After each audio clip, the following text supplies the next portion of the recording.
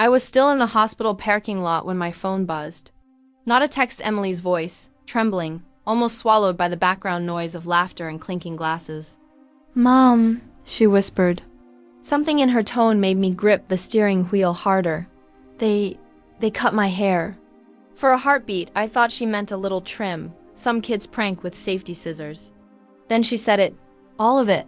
I didn't ask questions. I didn't need to. My gut already knew this wasn't an accident. I put the car in gear so fast my tires squealed. It was only a 15-minute drive to my sister Vanessa's house, but every second felt like someone pressing their thumb into a bruise that was already there. When I pulled up, Emily was standing at the end of the driveway, arms wrapped around herself. Her once long auburn hair, the hair she had been so proud of, was uneven, hacked in chunks, some strands grazing her chin, others sticking up like broken feathers. Her eyes were red, her cheeks still wet.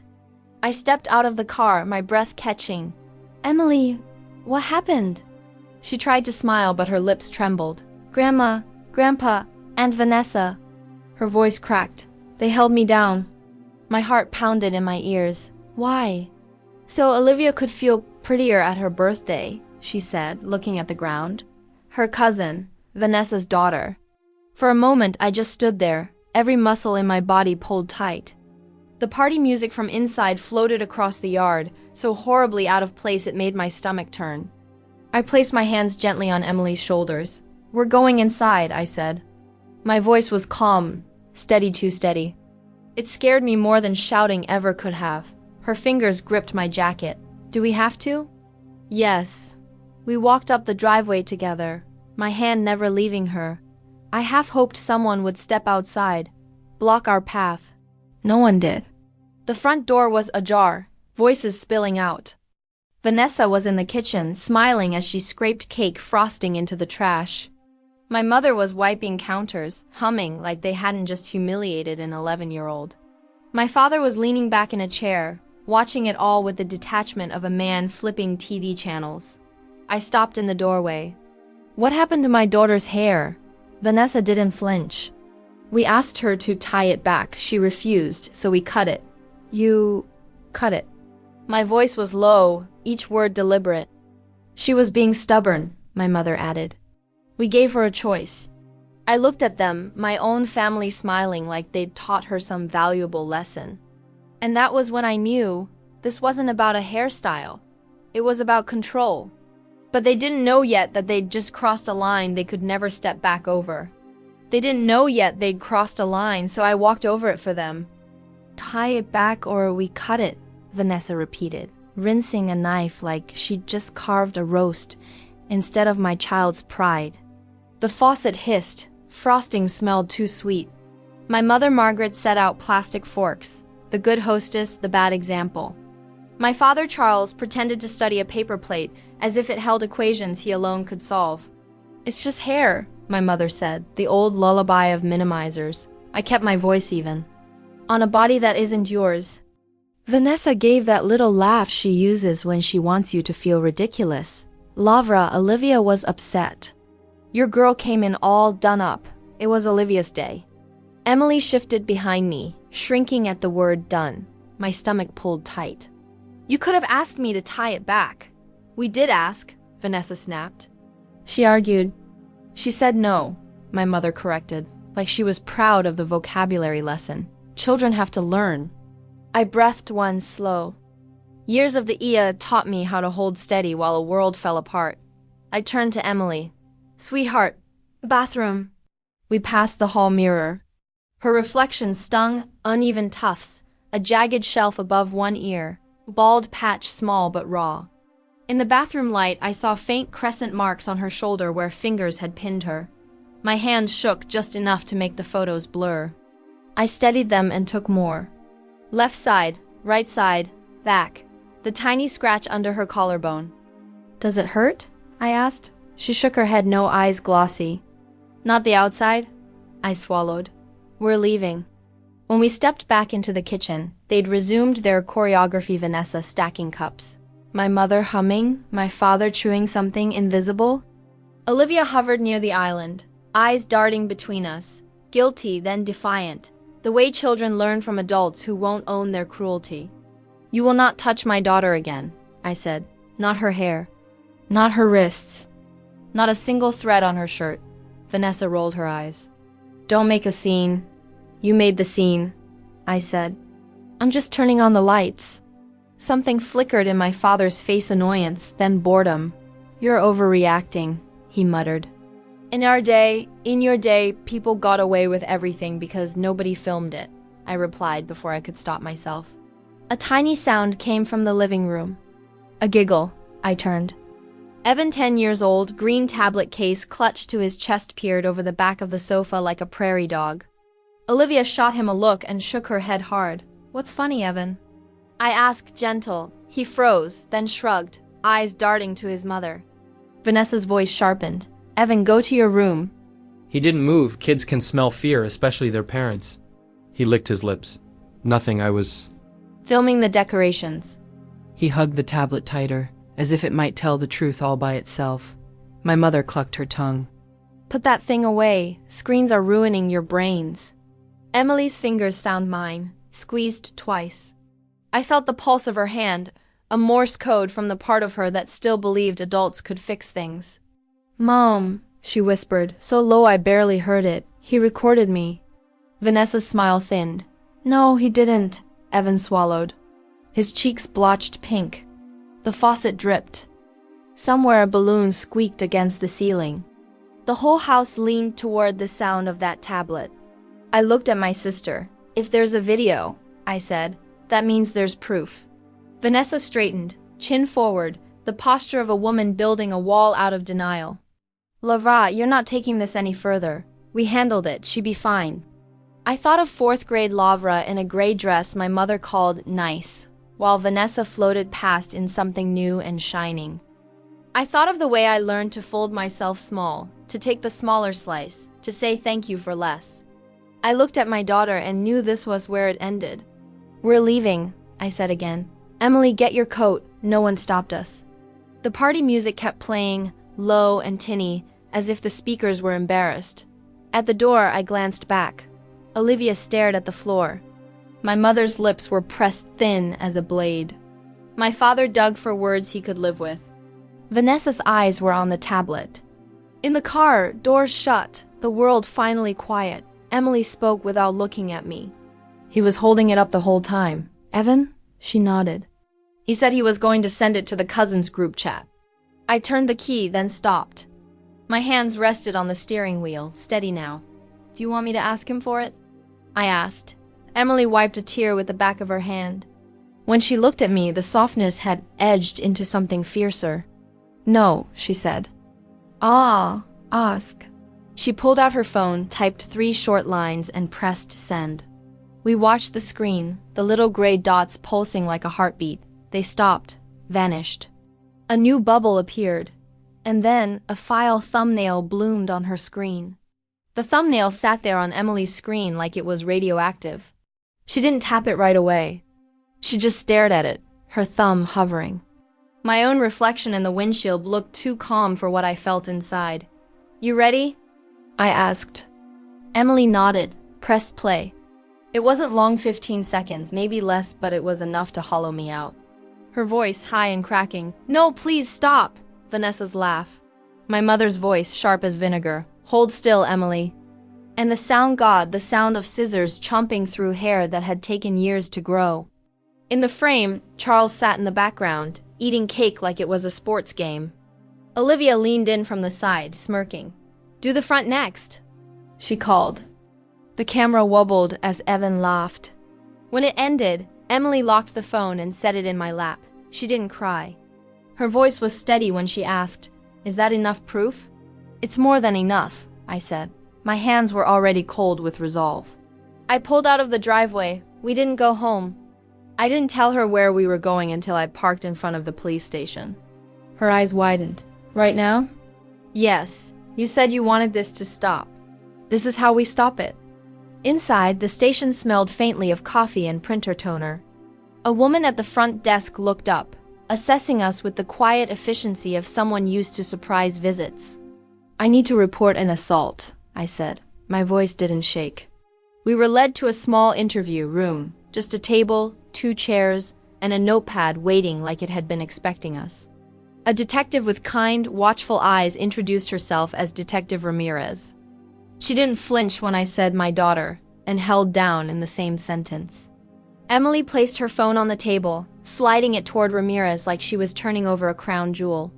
Ramirez watched the clip twice. The second time, her jaw tightened. She didn't comment on the length or the style, just the act itself. "We'll open a formal case," she said. "You did the right thing coming in." Emily sat straighter. "Will they have to talk to me?" "Yes. And there will be a child advocate here when they do." Emily nodded, like she'd just been given a part in a play she was ready to perform. When we left, the late afternoon light was thin and cold. Emily's hoodie hood was up, but I could see her eyes brighter now, sharp. "What happens next?" she asked. I told her the truth. Paperwork, interviews, maybe court. It won't be easy. "Good," she said. "Just that. Good." That night, my phone rang. Unknown number. I answered. "Are you insane?" My mother's voice snapped down the line like a whip. "You called the police over hair? You're going to ruin this family." I let her rant until her breath ran out. Then I said, "You ruined it when you assaulted my child." Silence. Then, "It was a haircut. No, it was humiliation. It was violence. And now it's evidence." Another pause. "You need to calm down." "Tell that to the detective." I hung up. I knew that would be the first crack. But I didn't expect the second to hit before morning. The second crack came with my first cup of coffee. Vanessa's name lit up my phone. I almost let it go to voicemail, but something told me to answer. Her voice was tight, too high. CPS was at my house this morning. They showed up unannounced. Lavra, they asked to see Olivia's room. They wanted to know if we had scissors lying around. I stirred my coffee slowly, letting the spoon click against the mug. And? She snapped. "What the hell is wrong with you? You actually went through with it. You pressed charges." "I didn't press anything," I said evenly. "I reported what you did, the rest is on you." "It's hair, Lavra." There it was again, the chorus they all knew by heart. "Just hair, just a joke, just family?" "No," I said. "It's holding down a crying child, cutting her body without consent, filming it, and laughing while she begs you to stop. That's assault." She tried to switch tactics. "You're tearing the family apart. I could lose my kids over this. Do you understand? You should have thought about that before you touched mine." I hung up. By noon, the group chat pings started. Screenshots. Posts from my parents and Vanessa on Facebook smiling photos of Olivia's party. Captions painting it as a fun little makeover Emily had supposedly asked for. Comments piling up beneath. "Lavra is so dramatic. She's always been obsessed with appearances. Poor Emily, stuck in the middle of her mother's drama." I showed the post to Emily that evening. She scrolled through them, her mouth tightening. "They're lying," she said softly. "I know. They're getting away with it. Not if we tell the truth." She looked up at me not like a child seeking permission, but like someone issuing a challenge. "Then post it." I hesitated for half a second. "Are you sure? Please post it." So I did.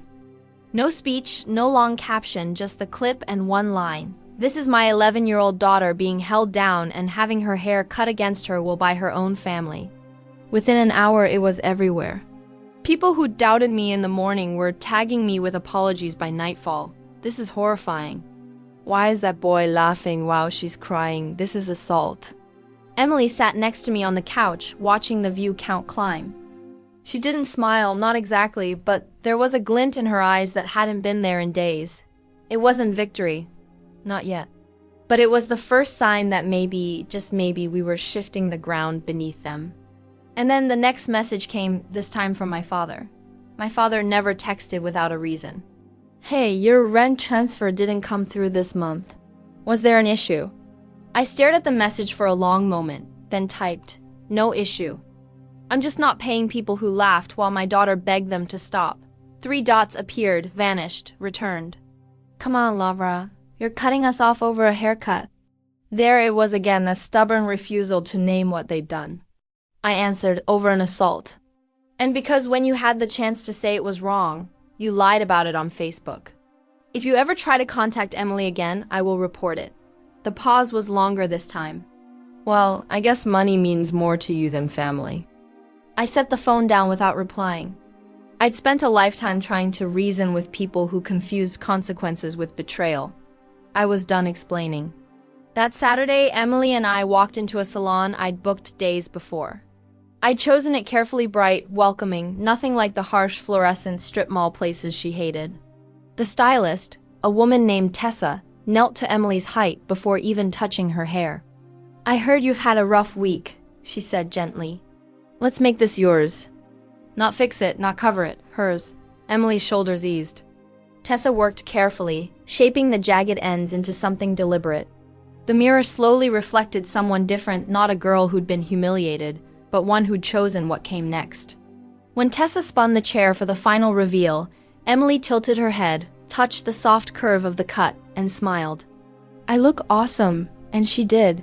The following week, Detective Ramirez called.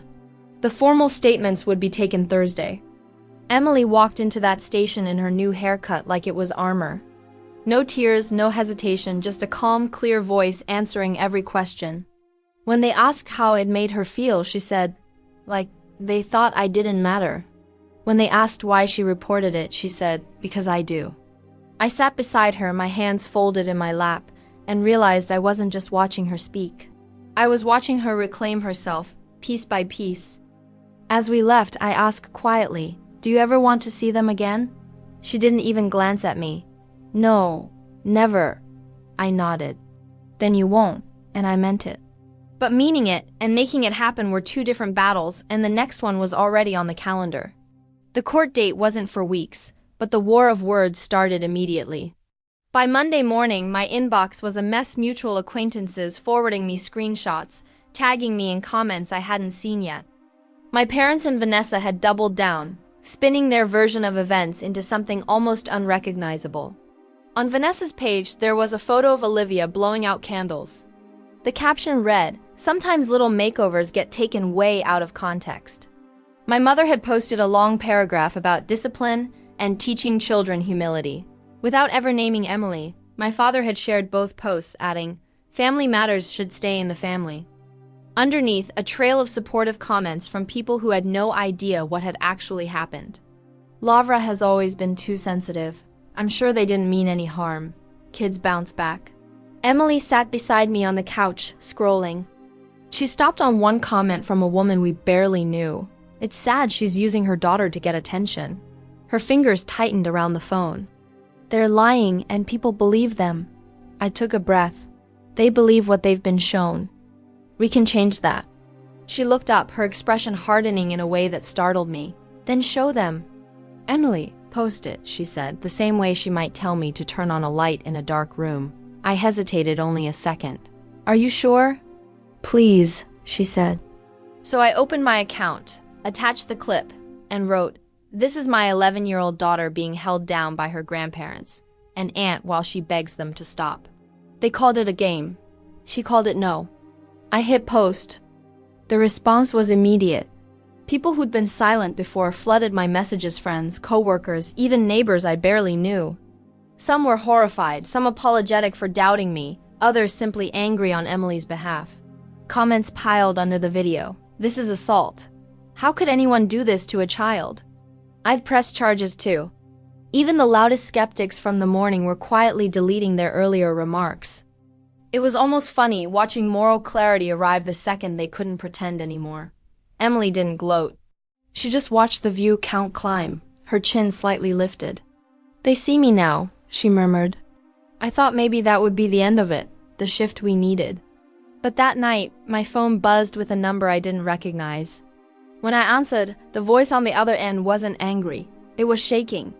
And it wasn't from my side of the family. The voice on the line belonged to Tyler, Vanessa's husband. "We need to talk," he said, low enough that I knew he wasn't calling from the same room as her. I waited. "They're losing it over here. CPS keeps coming back. Vanessa's a wreck. My in-laws are furious, and Olivia." He trailed off like he wasn't sure if he should keep going. "Olivia started crying before school. Says kids are whispering about the video." I closed my eyes for a second. "That's not on me, Tyler." That's on the people who did this. I know, he said quickly. Vanessa doesn't see it that way. She's blaming you for everything, she said. She said if you don't take the video down, she makes sure you never see the rest of the family again. I almost laughed. She's a little late for that. And I hung up. That afternoon, I stopped by the salon with Emily to drop off a thank you card for Tessa. The woman lit up when she saw Emily, her new cut bouncing just slightly as she walked in. Look at you, Tessa said. Still rocking it? Emily grinned. Best hair I've ever had.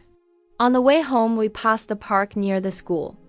A group of moms were gathered by the swings, talking in that low, pointed way people do when they want you to know they're talking about you.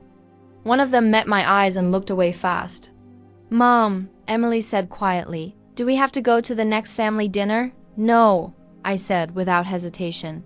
She exhaled like she'd been holding that question for days. Good, I don't want to see them. That night, an email from Detective Ramirez arrived, short, to the point. The case was moving forward. Charges would be filed for misdemeanor assault. All three my parents and Vanessa would face fines. Vanessa, in particular, was being ordered to complete a parenting course, and CPS would be monitoring her home for the next year. I read it twice, then forwarded it to Emily. She came into the kitchen holding her phone, her eyes brighter than I'd seen them since before that party. Does this mean it's over? Not quite, I said. But it means they can't pretend it never happened. For the first time in weeks, she smiled without reservation. But later, as I rinsed dishes, my phone buzzed again, this time with a private message from someone I hadn't heard from in years. And the first sentence made me grip the counter until my knuckles went white. The message was from Brenda, an old neighbor who used to babysit Vanessa and me when we were kids. Lavra, I saw the video. I believe you, but you should know, this isn't the first time. My stomach nodded. What do you mean? I typed back. Her reply came fast. When Vanessa was 13, your mom cut a huge chunk of her hair off during an argument, said it was discipline. She laughed about it later. I stared at the screen, the weight of it settling on me like wet cement. This wasn't just a cycle, they'd rehearsed it, perfected it. Tossed it down like some warped heirloom.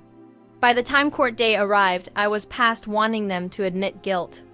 I wanted it written down in black and white where they couldn't rewrite it. Emily walked into the courthouse in a pale blue dress she'd chosen herself. She didn't hold my hand, but she stayed close, her shoulder brushing mine. Detective Ramirez met us in the hall, gave her a reassuring nod. Inside, the proceedings were brisk. The video played, the photos I'd taken in the bathroom were entered as evidence, and Emily spoke clearly when asked to confirm what had happened. She didn't waver once. When the verdict came guilty on misdemeanor assault for all three, there was no gasp, no dramatic outburst. Just the gavel and the sentence. Fines for each, and for Vanessa, mandatory parenting classes with CPS monitoring for a full year. It wasn't prison time, but it was permanent. A criminal record doesn't wash off. We walked out into the sunlight, and Emily turned to me. So, now what? Now, I said, you get to decide who's in your life. She didn't even pause. Not them, and I knew she meant forever. Months later, at her school talent show, I sat in the back row and watched her step onto the stage head high, hair a little longer, eyes scanning the crowd until they found mine. That smile she gave me. It wasn't the one she'd had before all this. It was sharper, steadier, and somehow stronger. Justice, I realized, didn't always look like handcuffs or headlines. Sometimes it looked like a child who knew she mattered. And as the lights went down for the next act, I found myself wondering, if they had known she would come out of this taller, prouder, and unbreakable, would they still have done it? I hope you enjoyed the story. If you did, please like, share, and feel free to tell us your own story in the comments. And don't forget to subscribe to the channel. Help us grow as a storytelling community and be part of this journey with us. Can I count on you? Thank you so much.